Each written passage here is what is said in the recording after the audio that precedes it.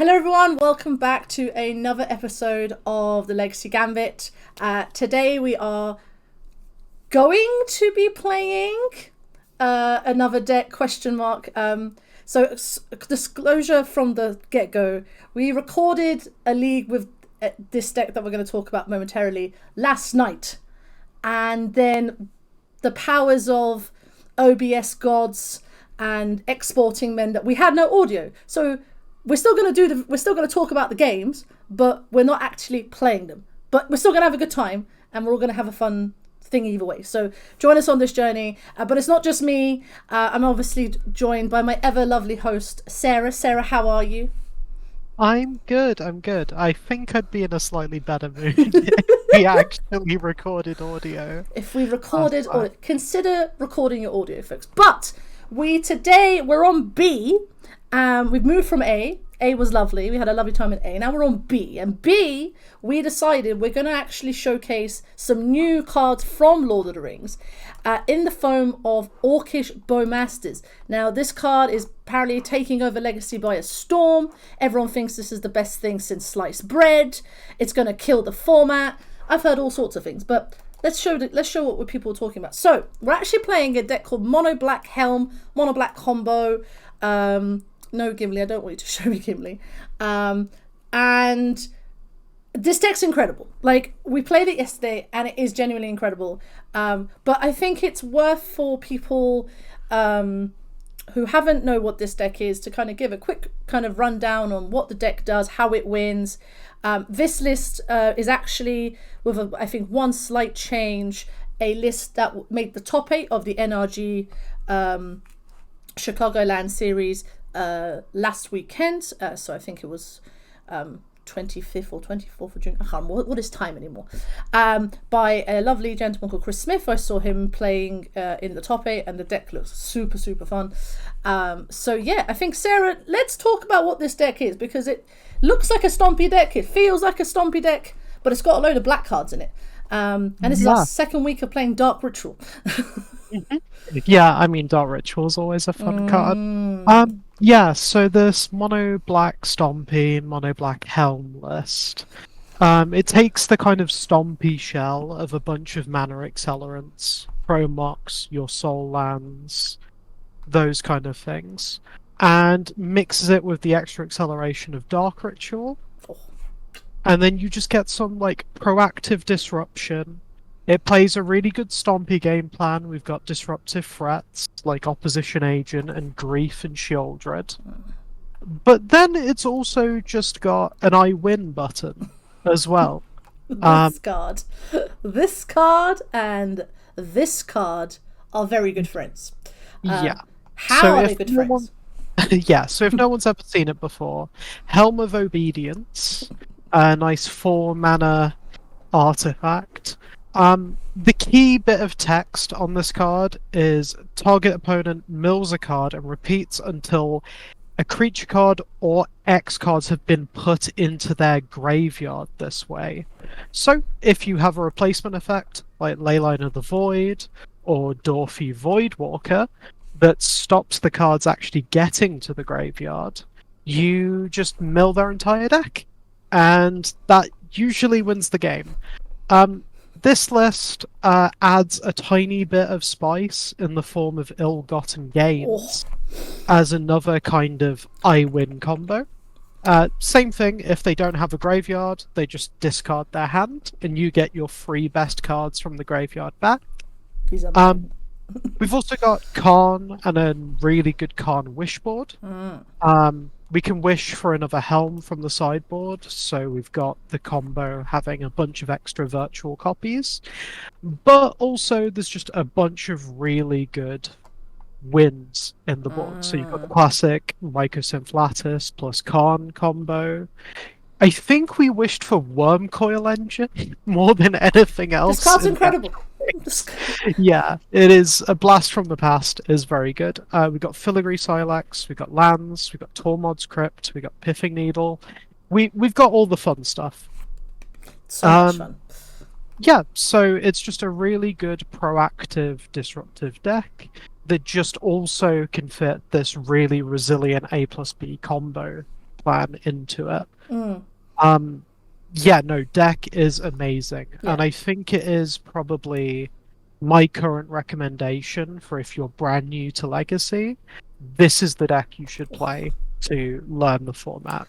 You're shoving forward with something really powerful, and sometimes that's just going to win you games. And it's also what I would call very it really gives you good feedback when you make misplays. Like, it is usually very obvious when you've messed up, and you get that immediate feedback, so you can be like, right, I need to do this instead in future.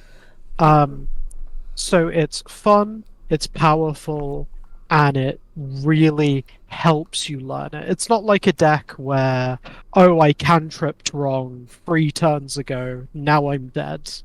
It's very immediate, it's very obvious, and yeah, I think I haven't had this much fun playing Legacy in a while. It was an absolute blast. I really, really enjoyed it. It was incredible. I think we obviously can't miss the orc in the room, shall we say, in the form of Orcish Bowmasters. This card, I think when we go to the games, it didn't shine in the way that we expected it to shine, but I think something that me and Sarah, having spoken about this, and we'll obviously talk about in the video today, is this card's incredible. I think this card is genuinely incredible.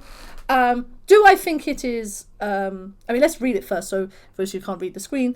When it enters the battlefield, and whenever an opponent draws a card except the first card they draw in each of their draw steps, it deals 1 damage to a target, and amass orcs 1. So for 2 mana, you make 2 bodies and you ping something. That is the floor of this card. And I think for us, and certainly no real spoilers, this is kind of the level that we had. Obviously, other creators in the Legacy space think this card is literally going to break the format and it's probably due for a ban. I am not one of those people. But I think it is nice that this deck can actually support something like Bowmasters alongside everything else. And I think something for us that me and Sarah kind of spoke about this afterwards is that you can sort of tailor this shell to whatever you want to play. Like, you know, some people have tried Reanimates to do the kind of reanimate grief thing, colloquially known as scam. People have tried initiative creatures. There's a bunch of ways, but I think this shell as it's built, I really like, because like Sarah said, it's resilient. Everything has to be dealt with. They try and tackle one game plan, you go for another game plan, and I think that's a bit of a headache for a lot of people in the format, because boy howdy, like just it's a hell of a drug. And yeah, I think one other slight card I wanted also mention is Plague Engineer. We obviously have one of the best creature sweepers, for want of a better phrase, in the format in Plague Engineer, and I think Plague Engineer is very underrated right now. I say underrated, it's probably, you know, with Bowmasters, these two are best friends. Just deal with all your X1s. Please, people, don't play X1s. X1s are not good right now.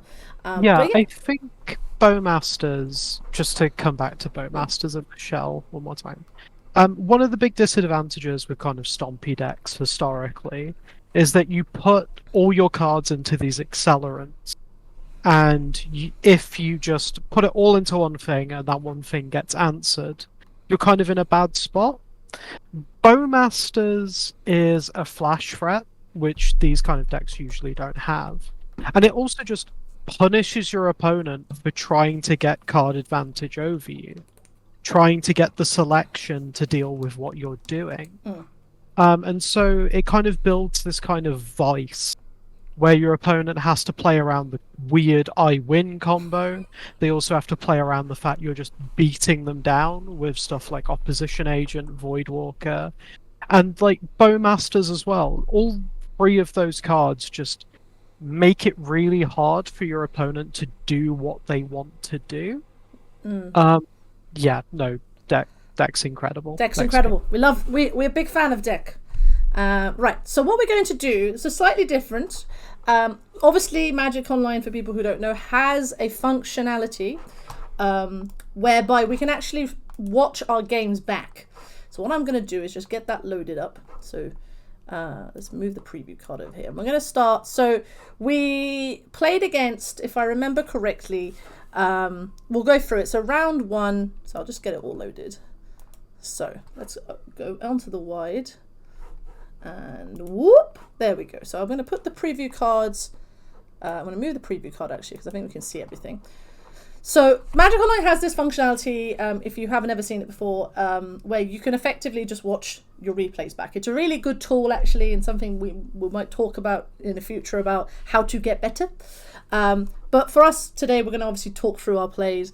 Round 1, we're playing against Mario Braga, and they were on Jeskai Delver. But so we're on the play. Very exciting. We're on the play. We mull to 6. Let's just do. So we mull to 6. Sorry, we are very quickly. So we mull to 6. This is our 6, and I think for us we're quite happy with this 6 because we can grief if we want to grief. We're going to turn 1 Dauthi Voidwalker, and then we go from there. So if I just... Yeah, it has the setup for the combo of Dauthi plus ill-gotten gains. Turn 1 Dauthi is usually pretty good. Yep. So I'm just going to pass the turn. So right now we're just like, yep, Dauthi Voidwalker is very good against the format. And I think we're just so we're just like discussing Dauthi. So opponent goes Mishra's Bauble, so we go Delver or 8 cast. And then we're like Tundra Ponder. So here, I'm going to actually I'm just going to pause here. So here, I'm super confused. Because I am like, Tundra Mishra's Bauble. I think, Sarah, what do we think? It was Cephalid Breakfast, Delver, or Control Splashing Mishra's Bauble. I think that's the top 3 we deduced from Tundra Ponder Mishra's Bauble. Yeah. So I was very convinced it was either Breakfast or Jeskai Delver. Because Bauble is a little weird in kind of a control shell. Yeah. But yeah. So they Ponder. Yeah. Choose. We moved to our turn, and I remember us agonizing here for a while. So now we're like looking at our hand going, okay, opponent is probably a Force of Will deck. And our hand is set up to just do the combo of ill-gotten gains. We can make them discard their hand. We get back grief, and we have a lovely time. And I am like, let's go. I think I was like, let's go for it. I think we both were kind of trying to convince ourselves to just go for it. We're like, but if we get Force of Will, that's really painful because we lose all our mana. But I think we're kind of umming and over it a little bit. We attack first. Always attack, folks. Please attack. So then we attack. They go to 17. And then I think we decide to go for it. Now we hold our breath. And we're like, opponent, do you have a Force of Will? Yeah, and then they concede. It's not going to show it on the replay, unfortunately. But our opponent just conceded. It just concedes. So they concede. So now we go into game 2. So we lose the die roll, obviously, because we're on the draw. And so we're playing. So we're like, okay, we're playing against some sort of Delver deck. We obviously I think we keep. Actually, hold on. Let's actually pause a second. So we do keep here.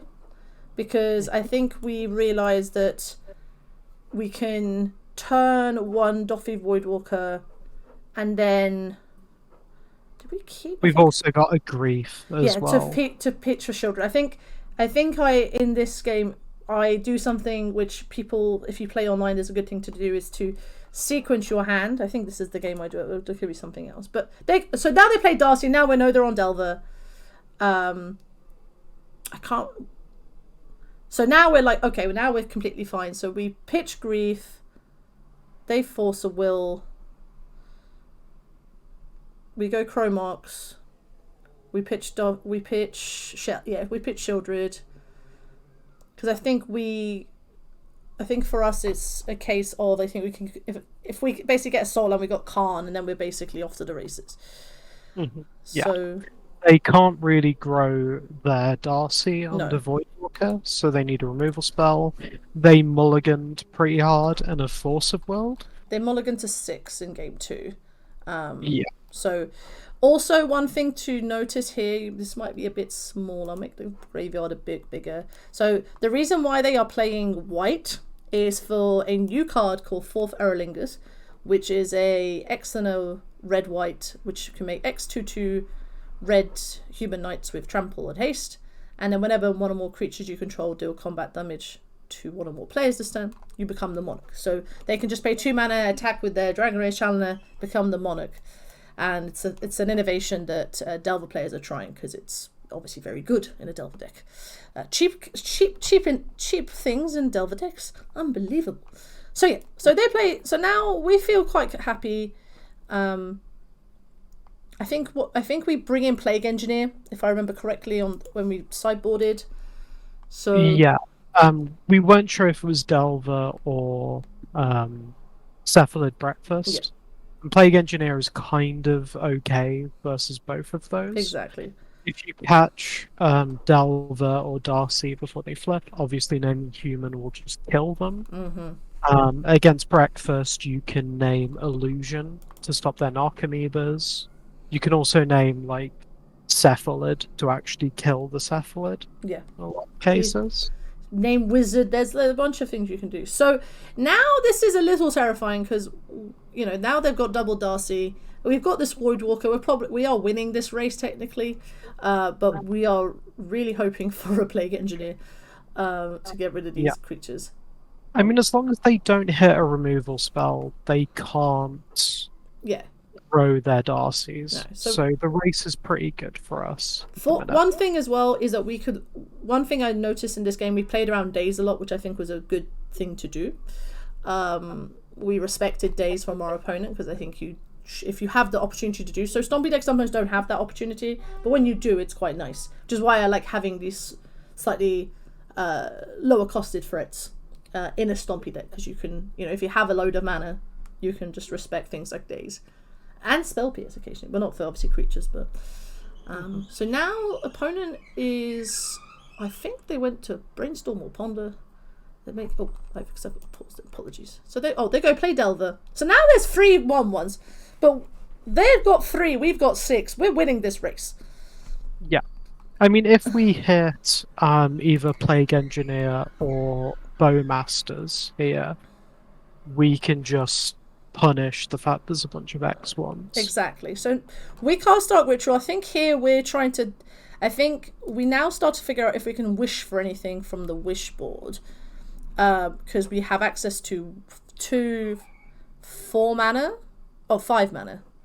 Mm-hmm. 2. I think we attack Dark first. Ritual is +2. Yeah. So it's 5 mana in total. So we attack for 6. So they're on 8. So we're winning this race. So I think we cast Dark Ritual, we cast Khan. I think we go and get Filigree Silex, because if we can't get... actually, let's just pause there for a second. I think our reasoning for Filigree Silex was that it's next turn... It is a way of removing the X1s if we do not draw Plague Engineer, because you can just sack... this is like a 2-turn... this is like a 2-turn way of dealing with the permanents on the board. We know that Darcy isn't getting any bigger, so it is just Delver. So I think we have a turn or 2 to do. So we go to see Delver doesn't flip. We're very relieved. They play Ponder. They're obviously digging, but obviously they're trying to look for Lightning Bolt, anything, and then they realise that they can't have anything, and we win. So we were very happy. We're like, okay, we've now won against Delver. I think for the Delver opponent, they probably were just struggling to find their removal. I think they just drew a bunch of cantrips and found nothing, which sometimes happens to a Delver opponent. But yeah, sometimes they have 3 creatures and we have 2 creatures and we win the game. So we were up 1. We're very happy. So then we go to round 2. And round 2, we're playing against... Well, let's see what we It becomes very obvious very quickly. Very, very obvious. So we look at this hand, and we keep it. And they go once upon a time, reveal Ancient 2. So I immediately go... Firstly, before they revealed Ancient Tomb, I thought it was going to be Cloud Post, Cradle Control, or the deck that is actually going to happen. Once they reveal Ancient Tomb, I say Red-Green Initiative, which we're quite set up for. So, well, like Red-Green Initiative, okay, I know my initiative cards as someone who's played Initiative once or twice. And this happens. So, folks, this Planeswalker is incredibly powerful.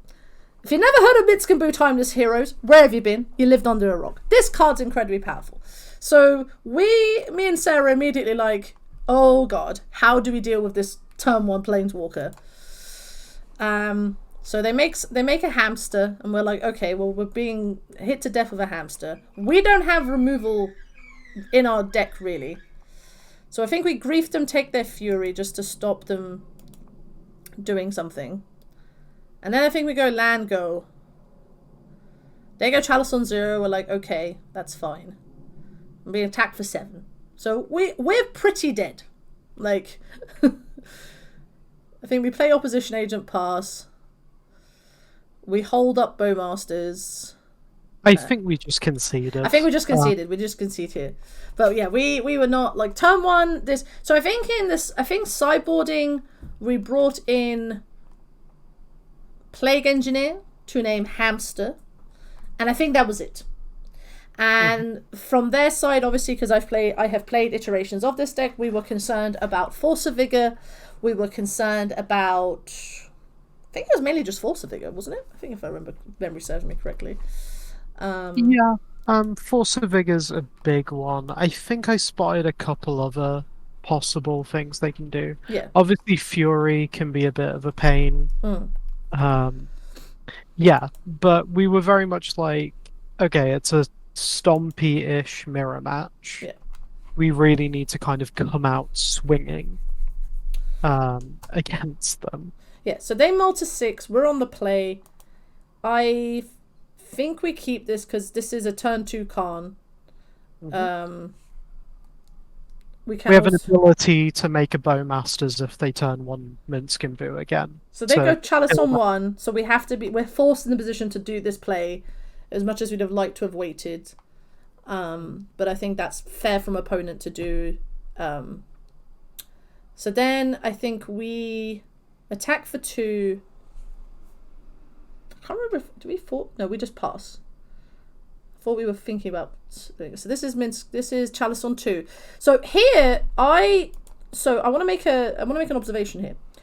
The fact that opponent went Chalice on 1 and Chalice on 2, I proclaimed to Sarah that I don't think they're packing much. I don't think much is they have gone for lock pieces plan as a stompy player rather than the proactive plan. So their hand is probably just a load of mana acceleration and no actual threats. Or threats they cannot cast yet.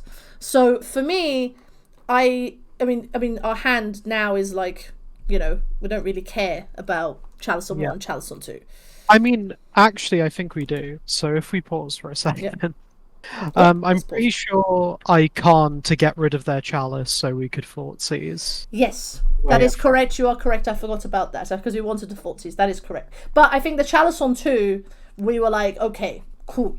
Like, yeah, we can get rid of it with Karn if we care. Yeah. But usually with these kind of lot piece heavy hands, they've probably got like 1 threat in there usually. So Fortsies becomes extremely valuable at just removing whatever they've got. And in that case, they took the Caves of Chaos Adventurer, so their hand is just mana and nothing to do with it. I think opponent had like Forest Spirit Guide or something. So now we feel pretty comfortable. We got mana to cut. We're hoping to either cast Shieldred. Let's just pause again. So opponent plays Forest. They top deck a Caves. We're like, okay, Fortsies bug. They get the initiative, But we still feel okay because we can get the initiative back. That's not an issue. And here we draw Plague Engineer. I think we attack. One of our creatures dies. We get the initiative back because we can now cast Shieldred. If I remember correctly, I think we went to. Did we cast Shieldred? Or did we cast? Oh, we can't. No, we can't get Wormcoil Engine. There we go. This is the time. So, folks, when we said we cast Wormcoil Engine count is at 1. Because I think we realised that we're trying to stop them from getting the initiative back. Yeah. We could have got Ensnaring Bridge, but I think we just wanted a big threat. Yeah. So now they play Lelia, which that means now they can get the initiative back. They think about it for half a second about what to... I personally, if I'm Den, I am attacking. I want to get the initiative back. So they have Simian Spirit Guide. I think it was Simian Spirit Guide. And I think they see Chromox from the reveal. They get the initiative back. We take damage. They put counters on their Lelia. Their Lelia now can trade with our Wormcoil Engine. And then they cast Simian Spirit Guide, which I suspected they should do. And now So now we go get... I'm trying to remember what we got. Did we get Lattice? Is this where we latticed them? I think Lattice on them makes sense. Yeah, because I think we wanted to... Yeah, because we can get the initiative back and then just stop them playing Magic. I think there's definitely multiple lines we could have done, but I think for us the Lattice lock made sense. Because we can still play Magic. So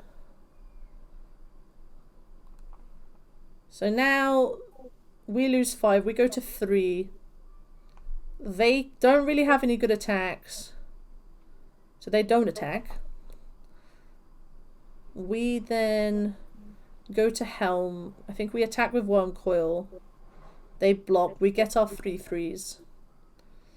And now we play Shieldred. We realised we needed to stop them getting to Throne of the Dead free. Because that's kind of the only way we lose here.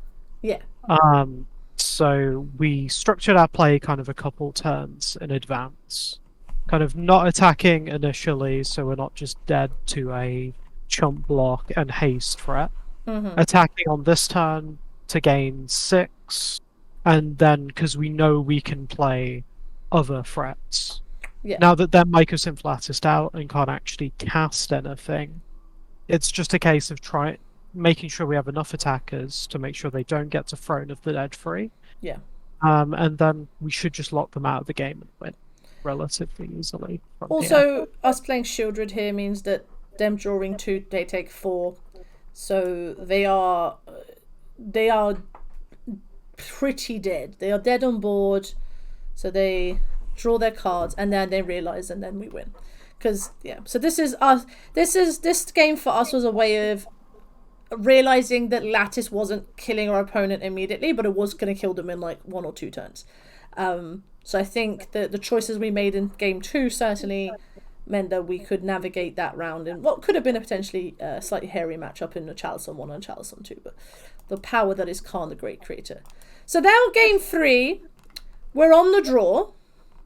Obviously. Which is scary. Which is very scary against Nishtita. You're very correct. So I think we keep... Yes, so for us we kept...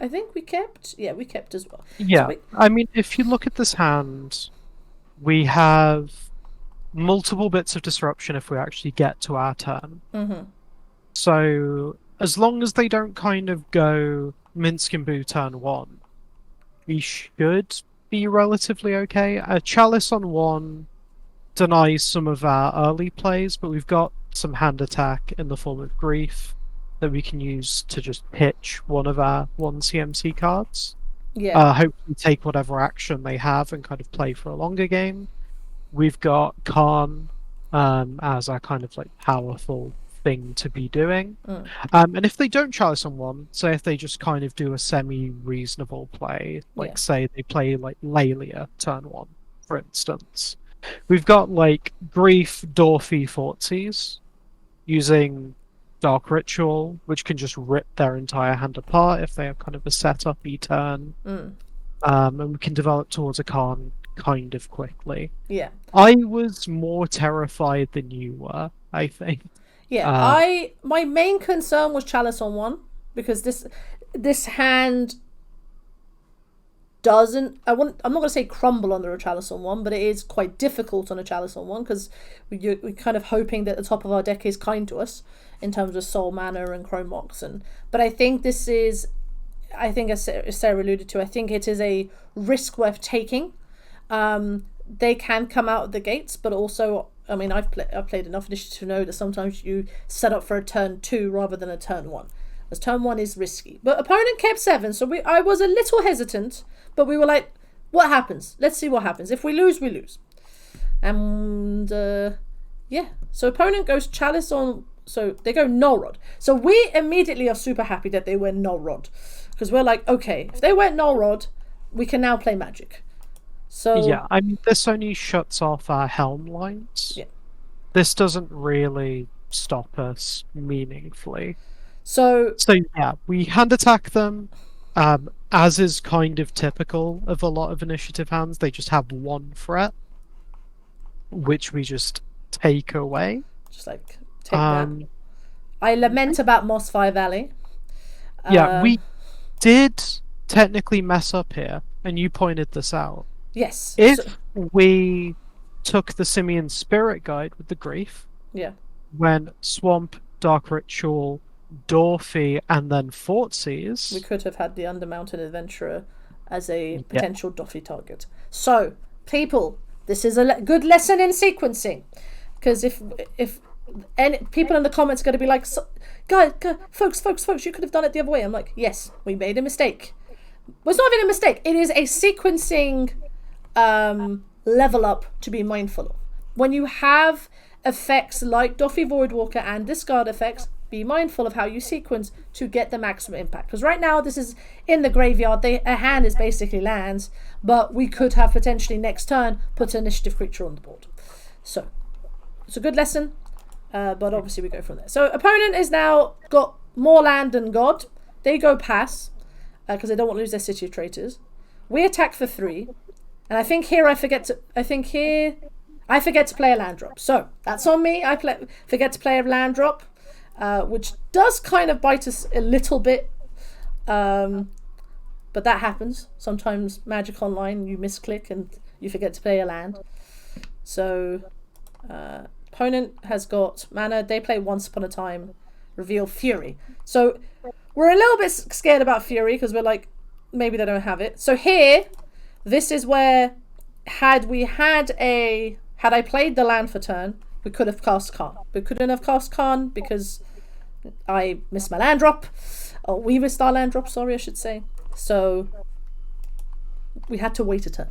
This was a mistake from me as the clicking. And then play Moss 5 Valley. I lament about Moss 5 Valley. We take their Fury. I'm lamenting about Lost Fire Valley still here. And then we take the Undermountain Adventurer, which they have discarded. And now we've got an Undermountain Adventurer and a Grief. Oh, not Undermountain, Chaos of Chaos Adventurer. This is me in card form. Yeah. So when it came to our second chance to steal an initiative creature, we did it.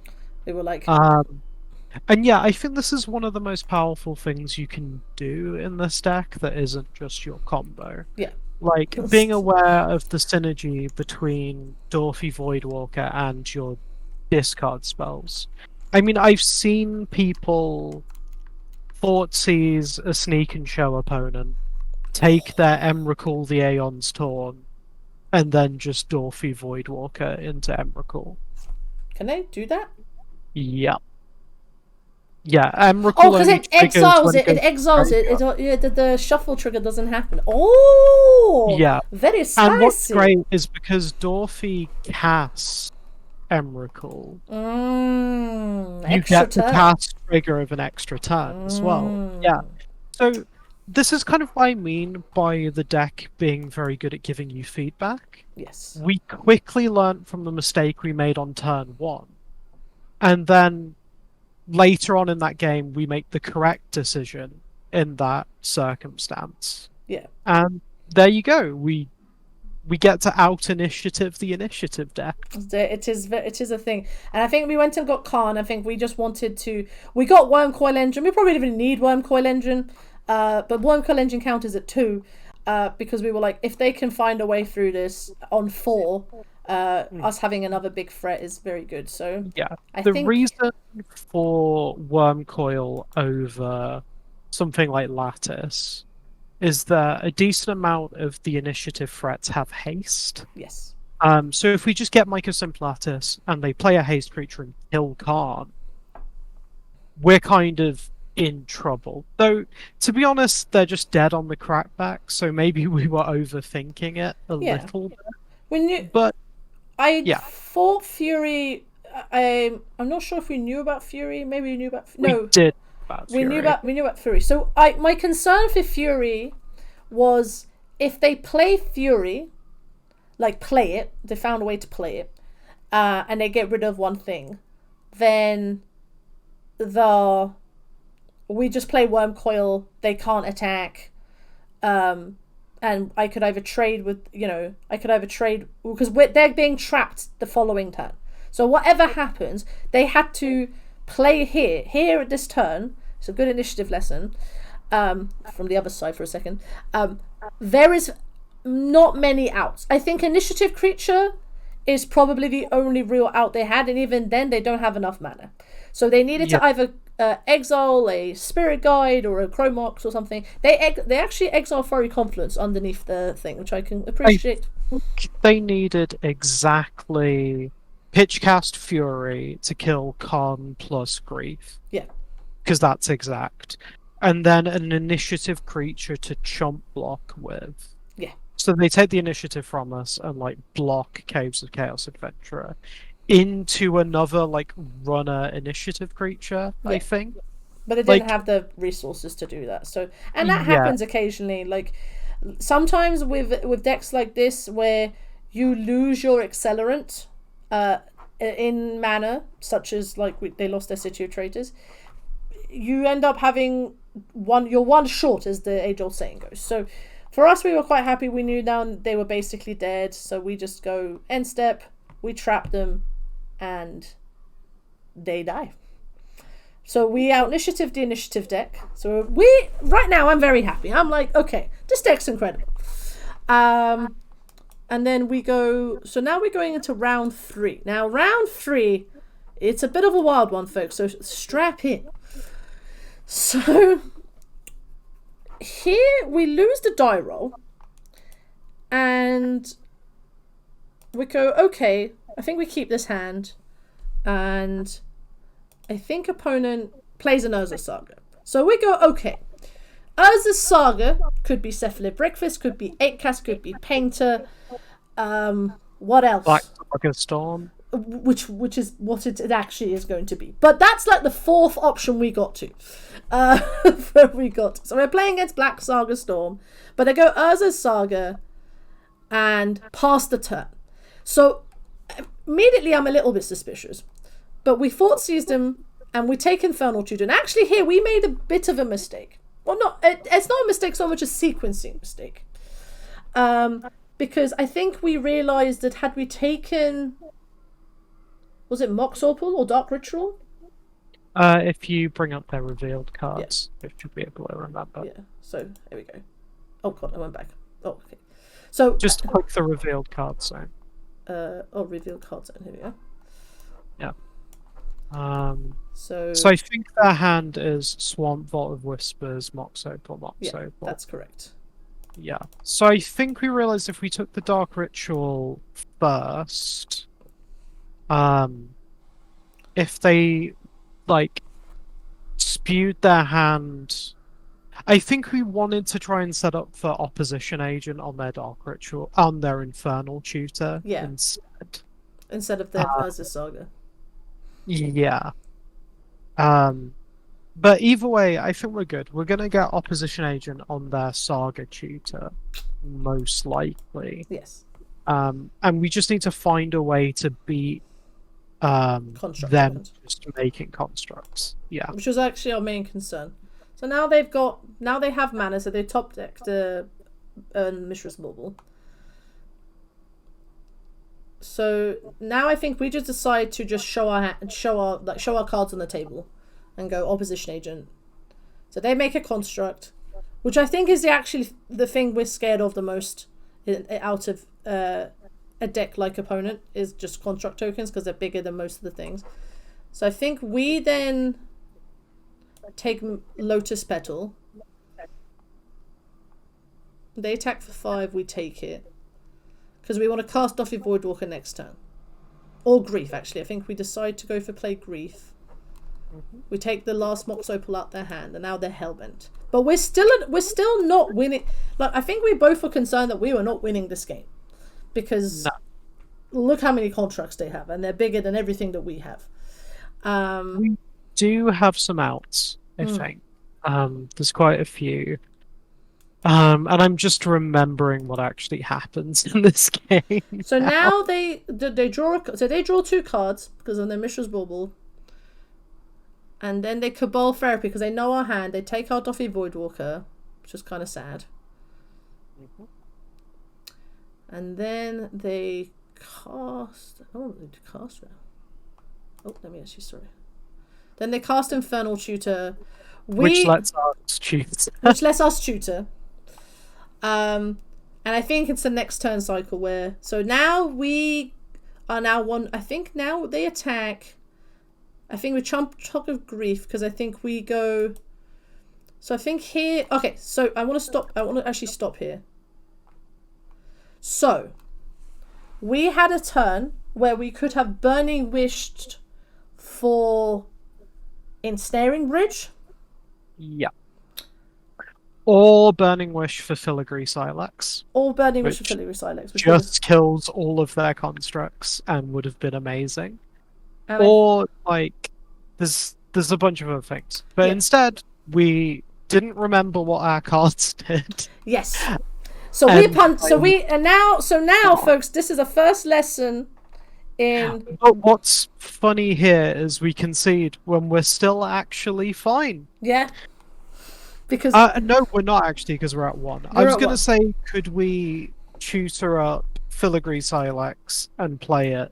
But no, we're at 1, so we can't tap Ancient 2. Had we played Burning Wish...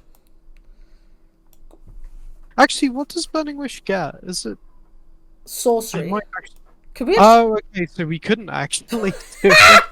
Okay, good. It wasn't a misplay. Okay, we were just dead. We were just dead either way. Okay, so this is a lesson in reading the card. Non-creature artifact, folks. You cannot kill a construct token with Khan the Great Creator, as much as you'd like to. So I think, we needed to be... Yeah, so... Yeah, I mean, if we'd double-blocked the turn before... Yes. We would have opened up the out. Not double-blocked, like, trump-blocked both of them the turn before. We would have opened up Khan as an out. Yes, and that was a mistake on didn't do that, so we're bad. We're bad, and that is a good lesson. That is a good lesson for all of you. So, sideboarding, I think we brought in Plague Engineer and a Plague Engineer naming construct. And I think we took out Bowmasters, if I remember correctly. We can double check. You can view sideboard in the replay. So let's maybe bring up... So let me... yeah, it looks like we took out Bowmasters. Yeah, we took out Bowmasters.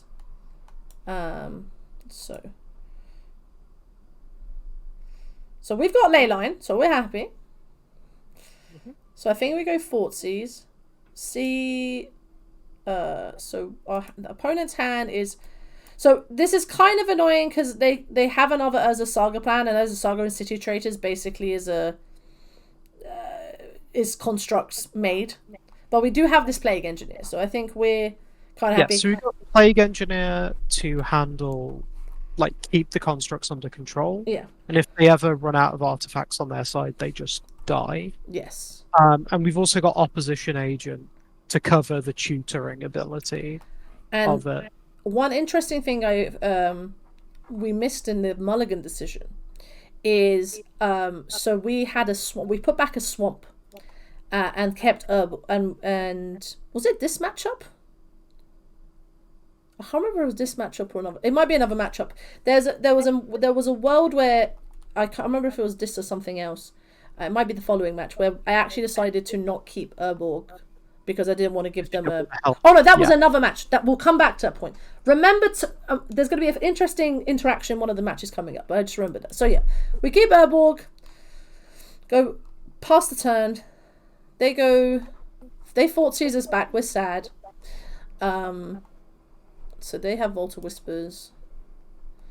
And we play our Plague Engineer, naming Construct. So now we're a bit safe from the Urza Saga. They play their Urza Saga. I actually think opponent probably could have... It's tricky, because like Thoughtseize, I can understand why they Thoughtseized.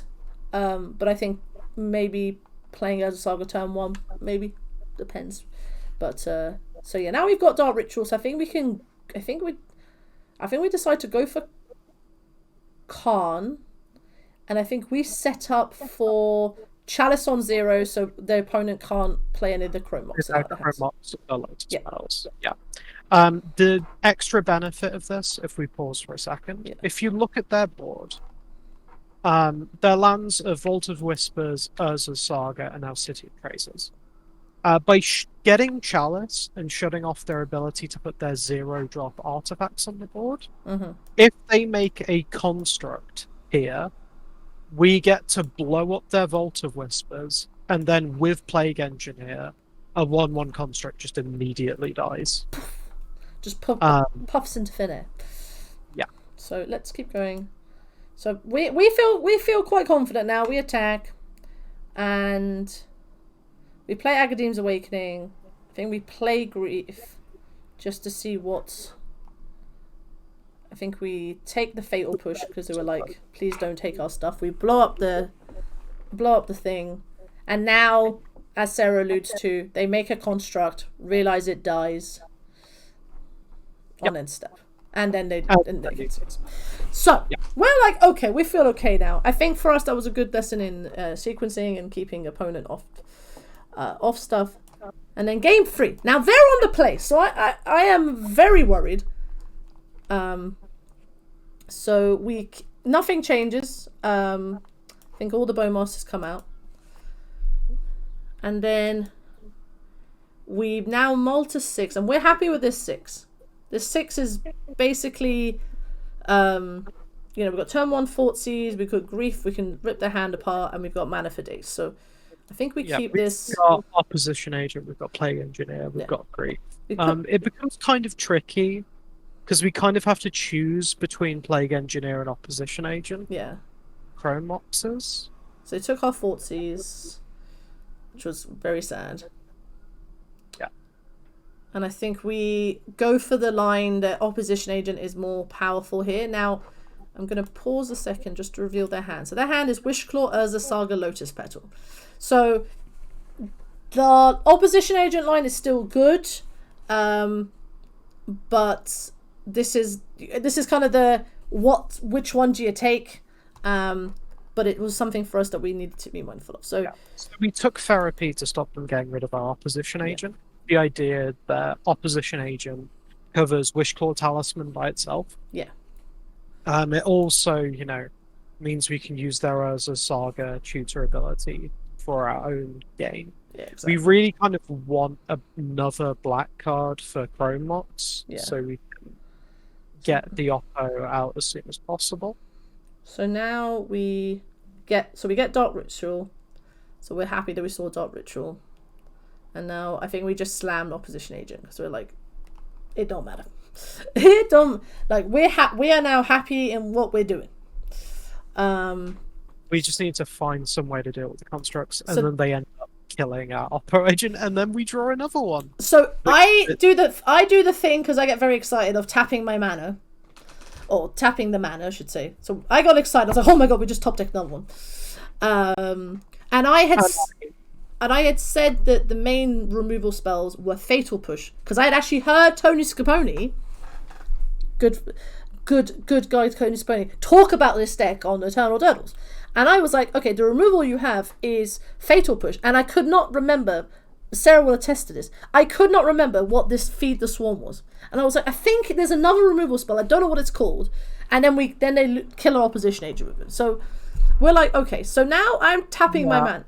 I remember being like, no. Don't tap. Because they have they have mana here to wish call talisman for a removal spell in response, potentially. And then we die. The idea that that's maybe not a good line because then we get to tutor with it. But I was just like, no. Like, wait, see if they make a construct on their turn. And then they have no mana, we flash it in, we steal their Urza Saga tutor trigger, and we're kind of just living the high life. Yeah. So I untap and just hope that they thought that it was just the kind of I can't cast my cards, because that is a very genuine thing in this deck. So now we flash in Opposition Agent in response.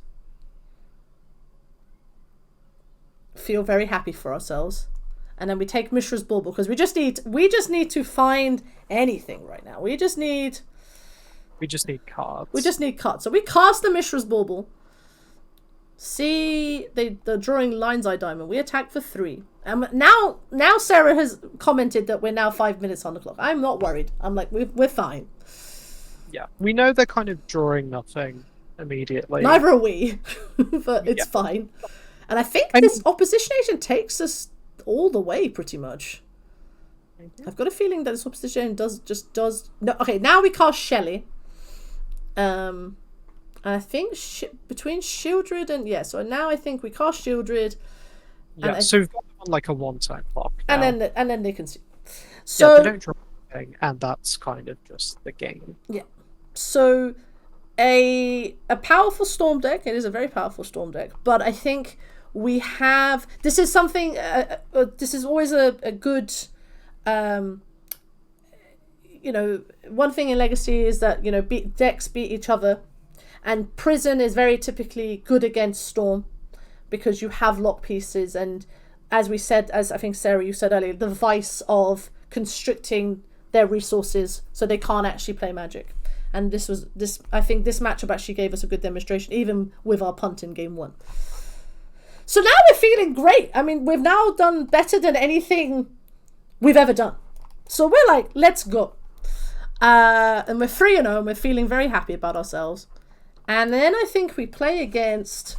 So, okay, if this is what I think it is, this is a very quick game 1. So, we go, okay, keep. We win. Okay, now, Sarah, we both said what concedes turn 0 with a Leyline the Void out. Dredge or Reanimator are the options there. Yep. Like, what decks don't come prepared to fight through a Leyline of the Void, and it might be better for them to just concede. So here, we are like, okay, we have 1 or 2 options. We're quite good against the graveyard decks because of our main deck, Graveyard Hate. So we go, okay. So I think in game 2, we bring in Plague Engineer, I think, because we go, if it is... Yeah, so I think we both recognize that Khan is too slow against the graveyard decks, both Reanimator and Dredge, on the draw. I think I said in the play, Khan might be better, and I think we bring in Plague Engineer and the Bowmasters, because if it is Dredge, we can deal with the X1s and sort of go from there. So we're on the draw, and I think we have a Leyline, so we're very happy. We're like, okay, let's go. We got combo in hand. Happy days. Then they go City of Brass, and then we go It's Dredge. And I am happy as Larry, because I am like, this is literally the matchup. I remember agonizing here and not wanting to cast the Grief. Yes. I also remember not wanting to cast the Grief, because this is actually the worst thing that could have happened to us, is that they blow up our thing, and we are looking at a hand of Dredges, and we could have died. But, however, and I thought about this some more, like, since if we pause, sorry, bring up the hand. It is, yes, they need to keep something to deal with Leyline of the Void immediately. So it's very likely they blow up our Leyline in response to our Grief. Mm-hmm. However, if we think about it, what are the odds that they keep a hand? Because they didn't mulligan very, very far. They, I think, kept 6. We'll double check. They kept 6, yes, that is correct. They kept 6. So what are the odds that they keep a hand that is just a way to deal with Leyline in the Void and no way to dump their hand into the bin? The odds are very, very low. True. Right? Because No, I they agree. need to develop their dredging strategy quickly. Mm-hmm. That might be possible if they mull to 5, Yes. because they're just like, well, I'm keeping 5. Yeah, exactly. So I actually think the grief here is fine for the exact reason that happens in the game. We can hit their breakthrough. We can hit their faithless looting. We hit their way of putting dredges in the bin. Obviously, we were kind of scared because we were inexperienced when we were piloting this. But actually thinking about it, this is the most likely thing that happens, right? Yeah. They get rid of our Leyline of the Void, and we go, but we get rid of their way of putting things in the bin. So I think now that we're now now they're casting this Golgari Fug. So they cast the Golgari Fug. So we're like, okay, I feel all right. I can deal with a Golgari Fug. Yeah. And I think for us, we just playing engineer, name illusion. So the reason why we name illusion, I think Sarah mentioned earlier, is Narcomoeba. The Narcomoebas don't come into the battlefield, or they just die. But I remember us agonizing about what to name, though, because you can also name Horror, which stops Icarid from coming back. And I'm honestly not sure what the better name is. Like, even right now. I think the deck tends to run more Narcomoebas than Icarids. Correct. So I think Horror is... Illusion is fine. I think in the blind I'd probably name Illusion. I think knowing Dredge, I would probably name Illusion just because Narcomoeba is an immediate thing, whereas Icarid's an upkeep thing. Yeah, so I think that's where I would do it. But both are available. If you had a second one, we'd name Horror, and then the third one would name Zombie. So these are the options you have. So now we go, okay, so now they hit their Faithless Looting, so we're a little bit scared. And they hit Grave Troll. And then they're Careful Study. So now we're very worried, because now they are... and a bunch of Grave Trolls. So we're now quite terrified, because we don't really have... we're kind of hoping for Dauthi. They get their Icarid. We're like, okay. Now they're just going off. I now question if I could play Helm of Obedience. They named Dauthi Voidwalker. They miss. And now they've got this Hogak. So I think we play Helm. Just replay it. So it's not... Cabal Therapy out of our hand, or the second copy is in Cabal Therapy out of our hand. Narcomoeba triggers, and now opponent is, as we say it, popping off. So they are now... Their bridges, we now kind of regret our Plague Engineer. Yeah. Because it just means all the Narcomoebas immediately die. And triggering the bridges, and it's a whole thing. So opponent is... We have no way to deal with this. So they Cabal Therapy, they know our hand, I think they take Opposition Agent, and we just concede. Because we go, we can't deal with this. This is quite a lot. So this is proof that you can still lose to... This is kind of what Dredge does. This is kind of, 101 Dredge, make a bunch of things, and we'll go from there. So we're obviously tail between our legs, and we go, okay, game 3... I think we suggested bringing Khan back in, because turn 2 Khan... Now we know Opposition Agent isn't as good. Yeah, Opposition Agent came out, Khan came back in, and we won the die roll. We were like, fantastic. Well, obviously we won the die roll because we won the play.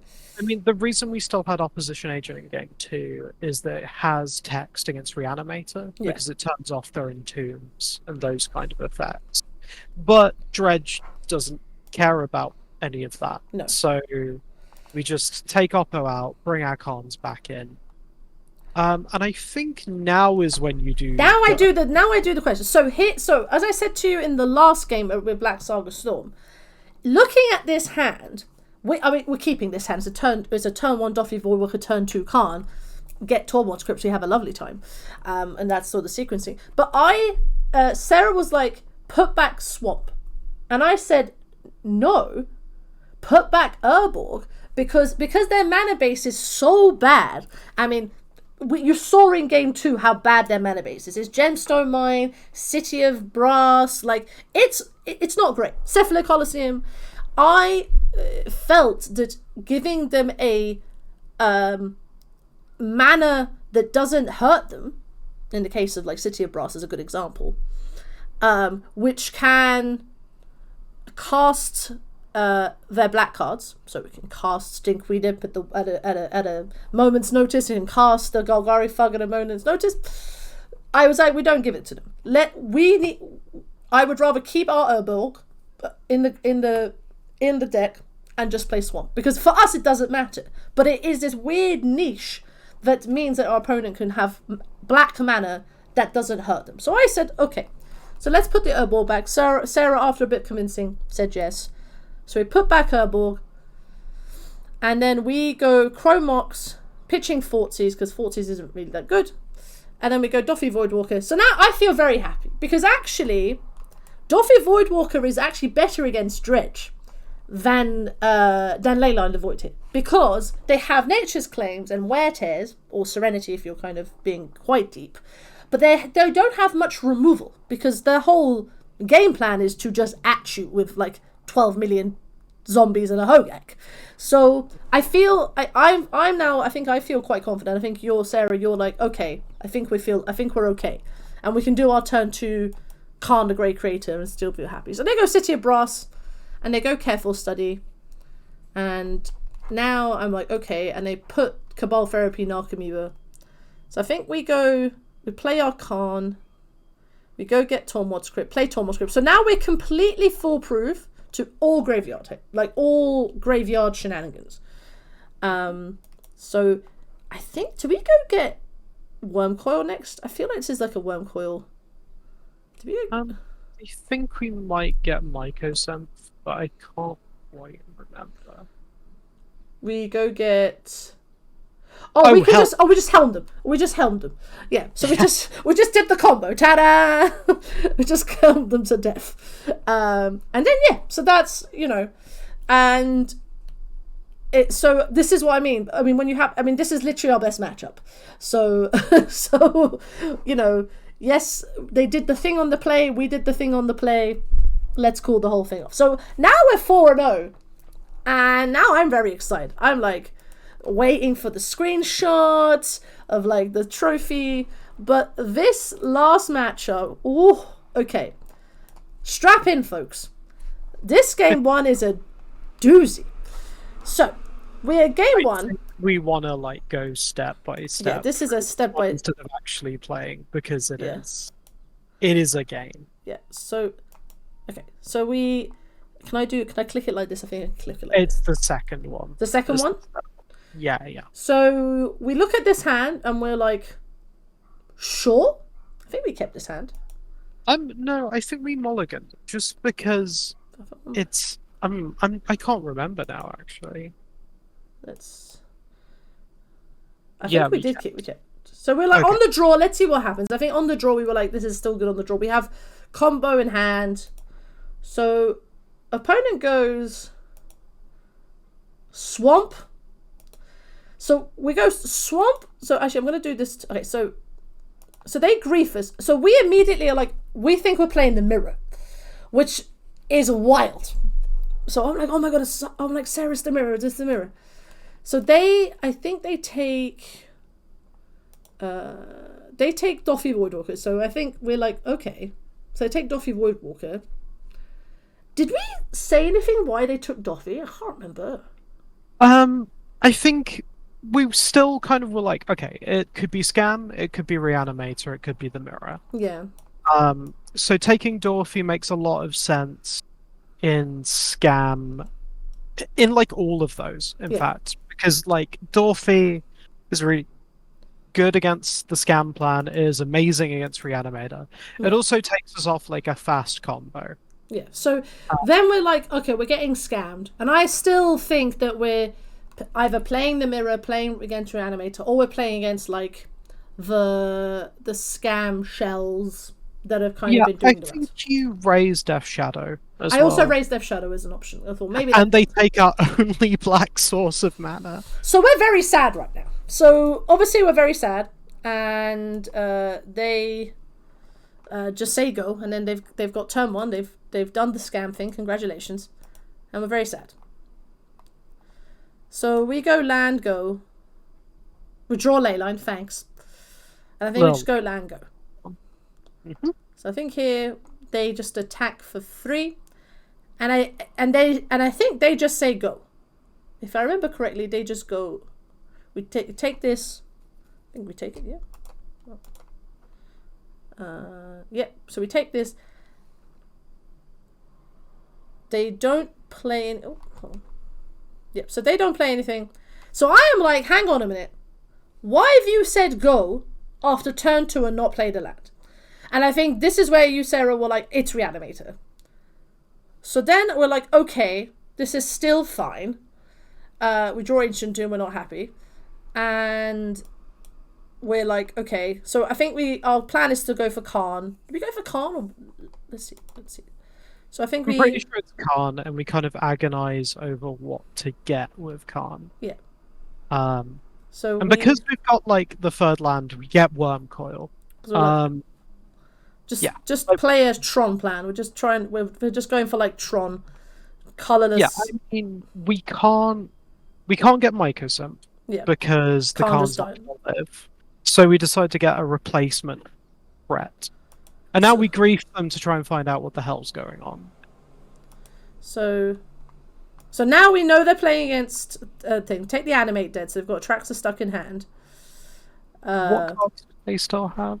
They have Faithless Looting, Exhume, and so if they Exhume, I'm putting the Attracts to them in, we can just get Dauthi back or Grief back. And we're like, okay, that's still fine. Yeah. So if they just Exhume at some point, we can get Dauthi back. We've got the combo then. So we deploy our Worm Coil. They attack. We're on 6. I'm not worried. And then they reanimate our Dauthi Voidwalker. To stop us ever getting it back, which is really smart. Yeah, smart from opponent to reanimate our thing. So we've just got grief if they Exhume. So, but I'm still like, they need to draw mana. Because they've gone all in on scamming us, and they think that's going to win the game. So we're still lamenting that we haven't drawn a black source. I think we attack. We go to 12. Yeah, we have to. If we don't attack, we're dead. Yeah. They have a menace creature and a Voidwalker, so we're just like, okay, we're gonna do the silly thing. They choose not to attack, so they have a jump. We're still not drawing black mana. We could have also. Oh no! Why didn't we play the Helm the previous time? Because we'd have lost City of Traitors. That's why I remember now why we didn't play it. Yeah. Because we basically have mana now. We've got all the mana that we need. The only thing we need is black mana. So then they Faithless Looting. We're like, okay, actually, I'm actually going to do this. So now they Exhume. They're going to get a track, so we're going to get our grief. So let's dismiss this. Let's Exhume, Resolve. We get a grief. And then there's some triggers on the stack. Yeah. Now there's some triggers. So they have another attract, so we put that in the bin. And then they draw 5 million cards. So let me pass this. So then they draw the cards, and then they've got an Archon, and now we're okay. This is still getting a bit hairy. I mean, it's turn 6. I think at this point, me and Sarah were wondering how we've got to turn 6 against Reanimator, but sure. Is this where you mentioned we should helm them? I said we had it as a possibility. It wasn't. Yeah, it was something we could do. We will get to that momentarily. So then they're still resolving their thing. They reveal their cards, and now obviously this is quite a good 10 to decide what to do. So I'm just gonna tick this across. Yeah, so they take Archon, Dark Ritual, Exhume, Lotus Petal, so Archon, and Animate Dead. So Animate, Dark Ritual, Archon, Exhume, Lotus Petal. So Unmask, Entomb, Grief, Entomb the second Archon. So this is the 5 in their hand. So then I think they play the Lotus Petal, so that's gone. They play Dark Ritual.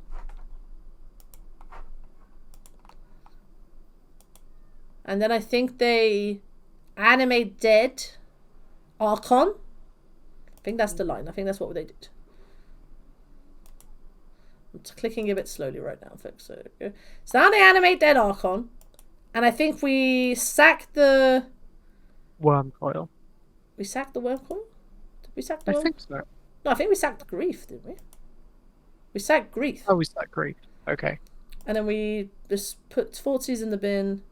I think we sacked it because we... Why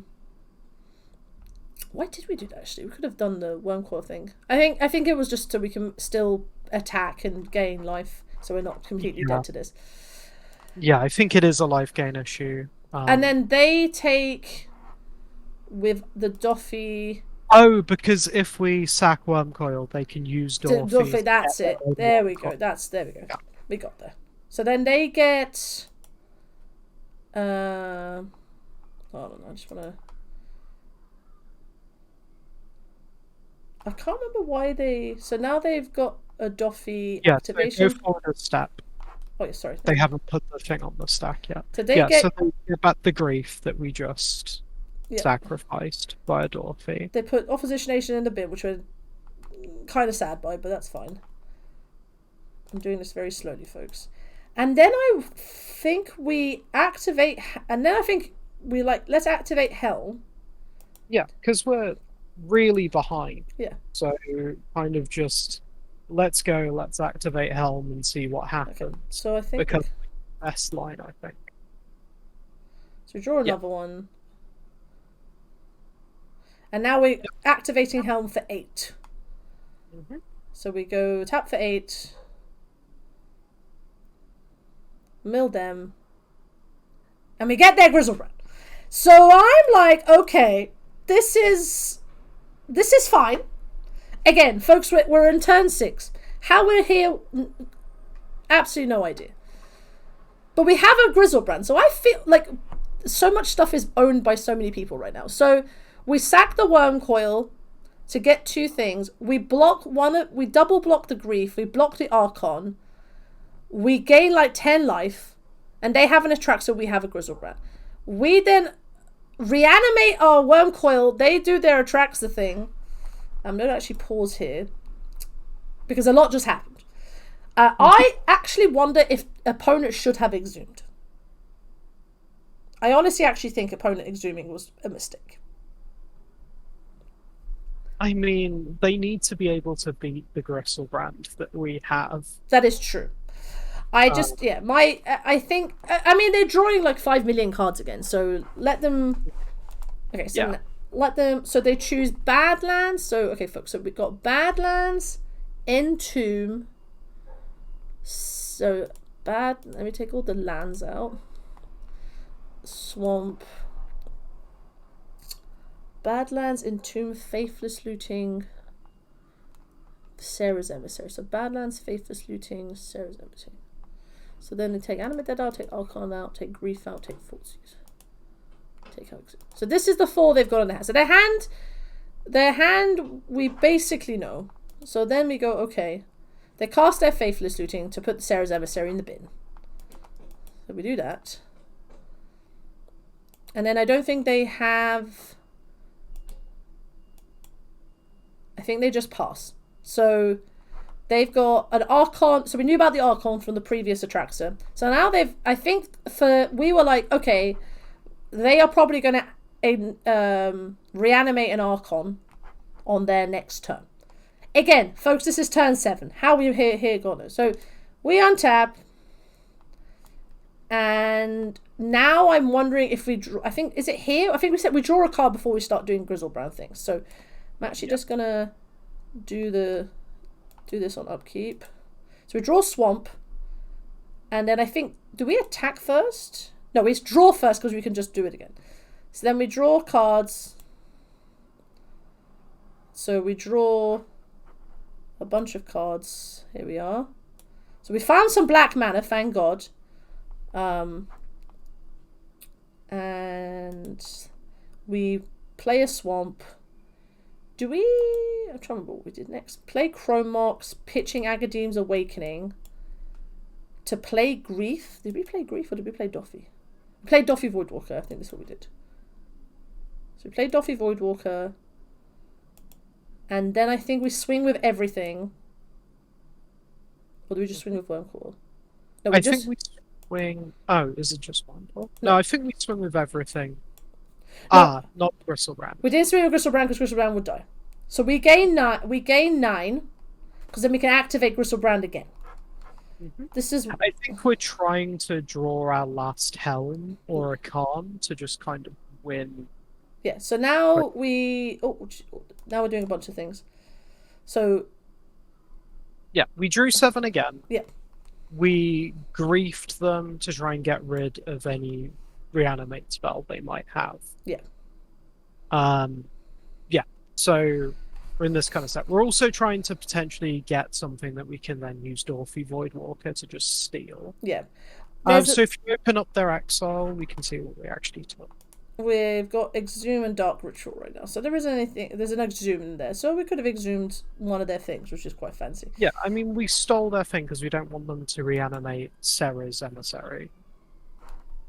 So they flashback Faithless Looting. I realised too late that we could have Bowmastered in response. But here we are. Because they draw cards. They attack for 7. We have to block here. And then they unmask us. We flash in Bowmasters in response. Just so we can not have it unmasked. And then we have some pressure on the board. They take our grief. If they play Gristlebrand, it'll trigger set times. And we'd have a lovely time.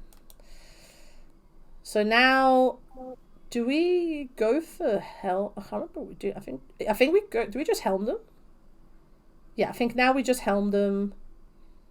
Get our final Helm, play our Helm, and then they win. So that was game 1. And as you can tell, both us and opponent use a lot of their clock. So I'm like, okay, let's hope that this, like, on the draw, let's see what happens. So I think we go into the draw, so obviously game 2. And we're like, we just need to not die. So I think we take out... I think we ship it back. No changes. Ship it back. I think we remove Ill-Gotten Gains. Yes. Because it's slow and put in... The Orcish Bowmaster. Yeah. So that was our only change. But other than that, we're like, deck's perfect. Let's go. So we look at this hand and we're like, this is a turn 1 Shieldred and a turn 0 Leyline. That should be enough to deal with Reanimator. I think if I remember correctly, Sarah. Yeah, I'm pretty sure that's what we did. Okay, so opponent keeps... Oh, they mull to 6. We put a Leyline out. They get Badlands. They go Faithless Looting. And we're like, okay. So they've got like Animate Deads and Faithless. There's no fatties. We then... So... Yeah, I think at this point I raised the fact that they usually have a... show and tell plan B to get around graveyard hate. So I was like, we need to just shove forward with Shouldred. Yeah. And just go, basically. Yeah. So I think we play Urborg, double Dark Ritual. It was annoying we didn't have 6 mana, otherwise we could have done this. And said, Shieldred, this is the definition of just, we need to not, deal with this threat and deal with the fact there's a Leyline Void to try and deal with. So they now grief us, take our Bowmasters. We're sad. We're gaining life every turn, so I think we just attack for 4.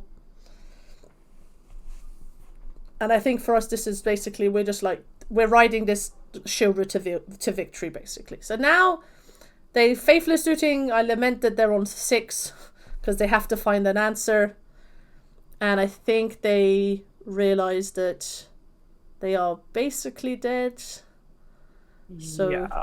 If I remember right, we just put a second Leyline out. Yes, I think that's what we did. Just kind of try to super insulate ourselves. So they block. I think. Actually, we passed, actually. Okay. Oh, okay. And then they were like, okay, we lose. And we made the 5-0, folks. And we were very, very happy. And yeah, this deck, as you know, let's go back to the deck now, everybody. So yeah, so that was... So we'll go back to the deck in a bit of detail. So yeah, we got a 5-0. We played 2 of our best matchups. And we managed to navigate Stompy Mirror and Adelphic. One thing I've realized from watching that back and playing this, playing it yesterday, is it has so much pressure. It's so much early pressure that you can't even develop your game plan, and then you're dead. And for me, the first game against Reanimator is just proof of how good this deck, how resilient this deck is against the fast combo deck like Reanimator. I mean, you obviously have main deck Graveyard here, which is quite handy, but you're not just... Like, the fact that the game went to turn 7 was wild to me. Like, honestly, I don't know what you think about that. I think that was, for us, was the game we were like, what the hell is going on? Like, why are we on turn 7? What? Folks? Yeah.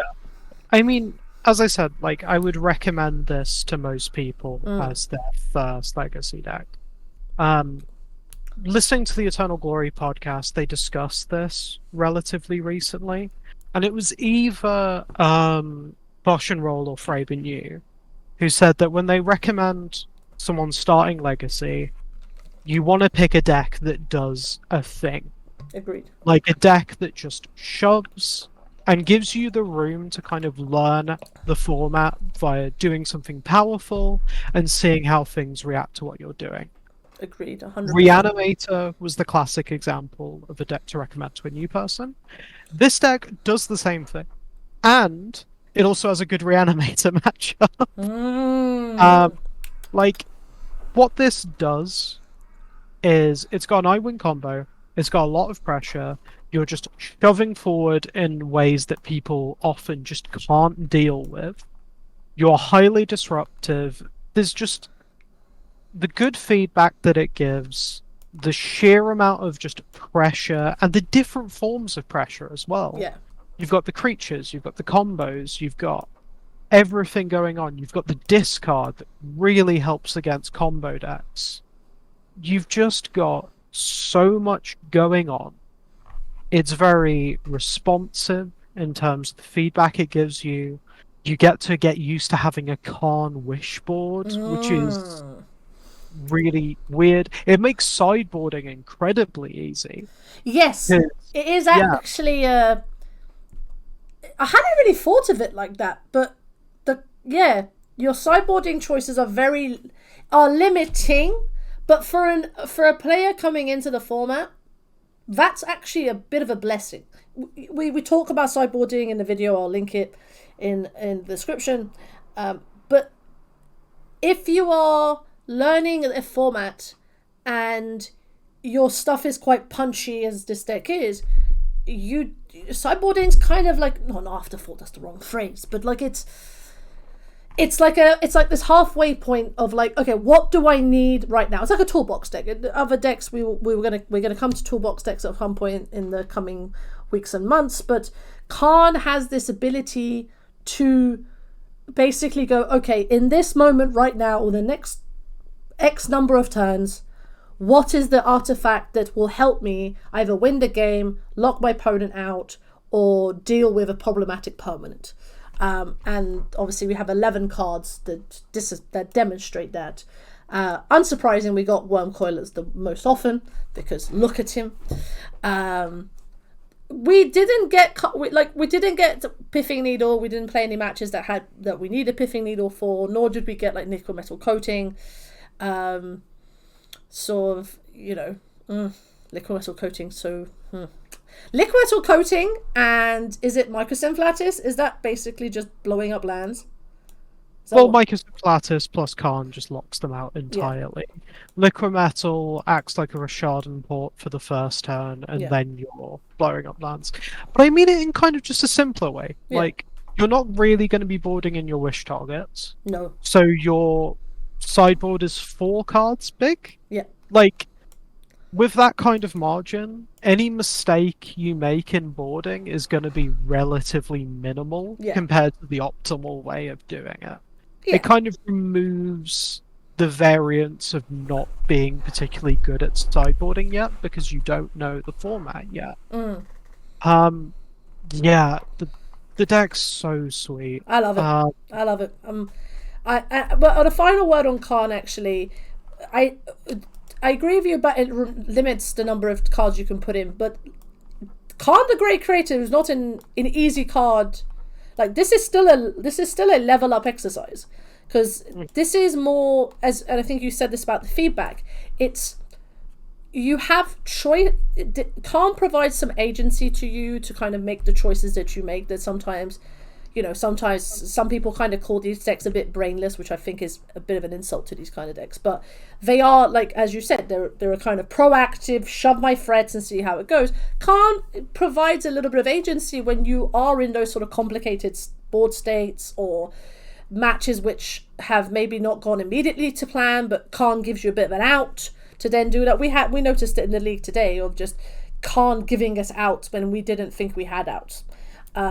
So be very happy. We didn't get to Agadeem's Awakening anyone, but I mean, if you get to Agadeem's Awakening, I mean, I think you're already winning the game, honestly. So yeah, I mean, the real benefit of Agadeem's is that it's a land that also goes under Chrome Mox. Exactly. Its plan B is not that common. No. But I mean, yeah, like the league, it demonstrated everything. We Dauthi Helmed people. We Leyline Ill-Gotten Gains someone. We shoved forward with just a Shieldred in one game. Yep. We got to use Opposition Agent really well against people. The deck is...